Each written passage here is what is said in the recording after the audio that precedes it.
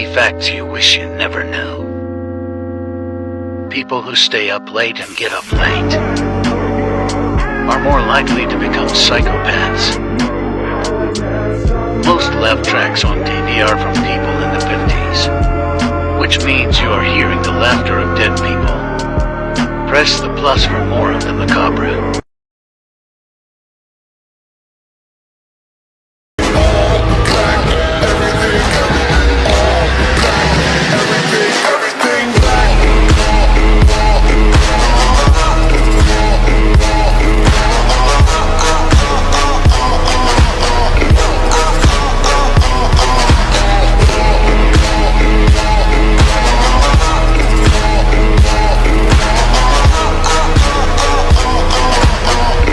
I bet you didn't know about Robert Johnson. He was a musician who was born in the Mississippi Delta in the early 1900s. He so desperately wanted to be a good musician.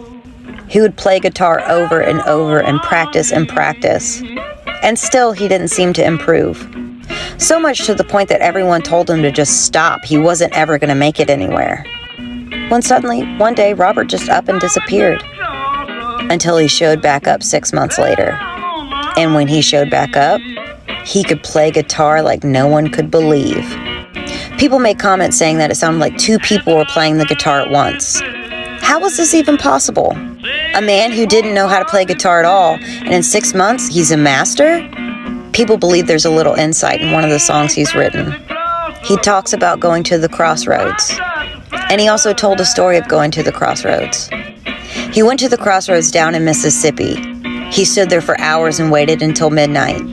That's when a very tall, dark figure approached him. They promised they would make him the greatest musician alive, but for a price. His soul. They say Robert made a deal with the devil, and it sounded like two guitars were playing because the devil was playing right alongside of him. Finally, Robert's big break was coming. In 1938, a music scout in New York heard Robert's music and wanted him to play at an absolutely huge concert that would blow his career up. But before the news could even reach Robert, he mysteriously died at the age of 27. So what do you think? Did Robert somehow master the guitar and develop a beautiful singing voice in 6 months? Or did he sell his soul to the devil to become one of the most incredible blues artists we ever knew? Creepy Halloween Story Part 2. So Slender Man goes near the boy, and he draws the same mark on his forehead. The next day the boy woke up in his room. He thought all that was a dream. He went to his mother, but she said that they found him unconscious in the middle of the woods, so he knew that Slender Man was real. The mother tried to get the mark off his forehead, but it wouldn't come off. Then they saw a huge tree outside the house that wasn't there before. He grabbed the boy and his mother with his tentacles. He left his mother lifeless on the ground, and he turned Brian into Hoodie. He grabbed a metal bar and went to Peter Robinson's house with Slender Man, and he took his revenge because of losing at the costume contest. But then all became a fuzzy memory to Brian. He doesn't really understand what happened, and he doesn't know that Hoodie lives inside of him waiting for Slender. This is the reason you should always double check your locks on your doors and windows before you leave the house. In 2012, there's a young woman on the phone with her boyfriend inside of her apartment. You know, they were just talking on the phone, talking about their day, and then she had realized that she hasn't got her mail from earlier that day. And then, in a very nonchalant way, she hops off the bed, goes down the hall, down to the lobby where her mailbox is in her apartment complex, gets her mail, and then walks back upstairs, all while on the phone with her boyfriend. So at this point, she's back on her bed, and after talking for a while and sifting through the mail, she accidentally drops her phone. And the way that she had dropped the phone was that it fell next to the bed and it had bounced just underneath the bed, not that far at all. And again, being in her own apartment very comfortably, reaches down to pick up her phone. She does, however, look to the left underneath her bed, and what she sees is absolutely unbelievable. What she sees is the backside of a man hunched up in the fetal position on the far side underneath her bed. She then very slowly picks up her phone, says to her boyfriend, "Hey, I got a shower, I'll call you later." Hangs up the phone, jumps off her bed, runs down the hall, goes into the bathroom, slams the door behind her, locks it, and starts the shower. And at this point, she's freaking out. But however, in a very calm manner, she proceeds to open the bathroom window, climb out, which it was on the first floor, so that worked out for her, climb out of the bathroom window, and cross the street. When she felt safe enough, she immediately called the police. Thankfully, some were close by, and it didn't take any time at all for them to get there. When the officers arrive, she very calmly explains what's going on, that there's a crazy person inside of her apartment. 3 officers then proceed to go into her apartment, and a little bit while later, those 3 same officers emerge with a mentally deranged man, the same one that was under her bed earlier. While this woman is in shock and really just trying to process what's going on, one of the policemen comes up to her and says, "Ma'am, you're very lucky. If you didn't act the way you did, you most likely would have died. We found this man standing outside of your bathroom with a knife."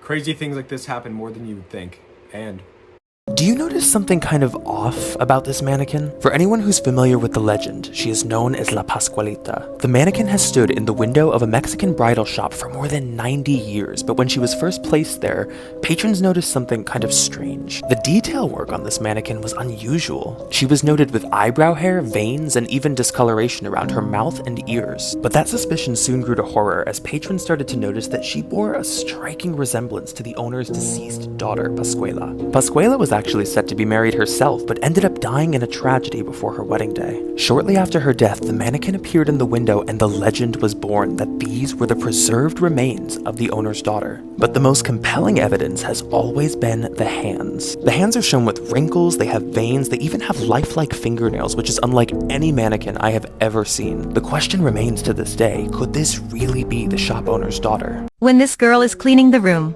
she suddenly discovers that there is a hidden camera in the corner. She immediately finds her neighbor to question him. The man has nothing to say and implicitly admits. At night, he sees that the girl is packing up and leaving.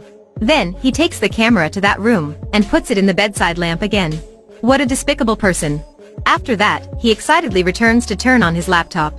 At this time, there's a couple moving into that room.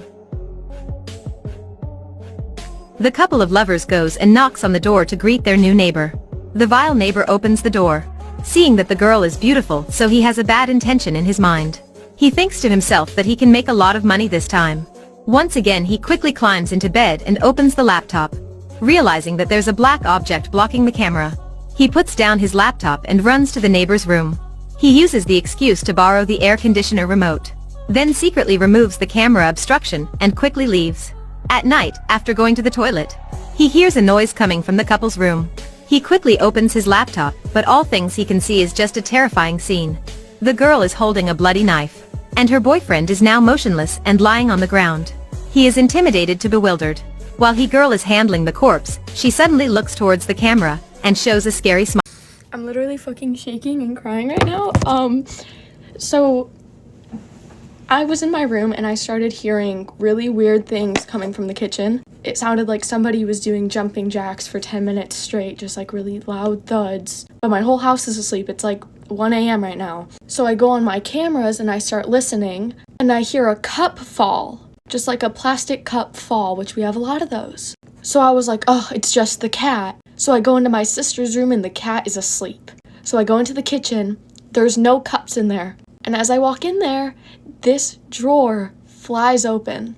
So I start freaking the fuck out because a drawer has just flown open in front of my face. And then I go into my room and I hear my oven start making noises. And the fucking oven turned itself on. Are you fucking kidding me? I have video of some of this, so if you want to see it, comment below if you want to see the video.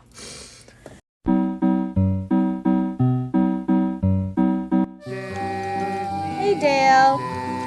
Hey Dale.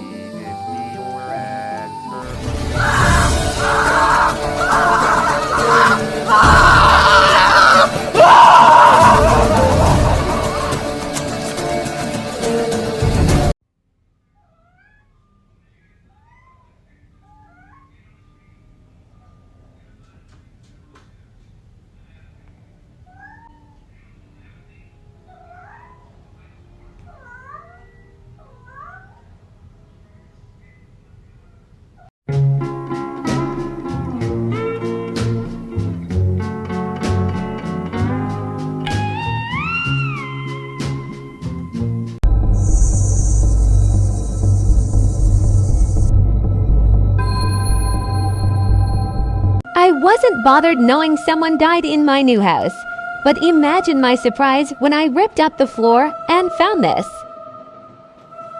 Okay, but this is actually a little creepy.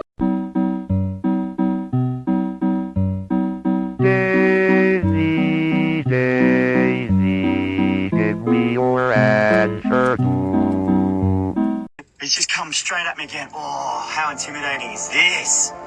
Yes! So apparently there's a lot of people that didn't know we have snakes in the ocean.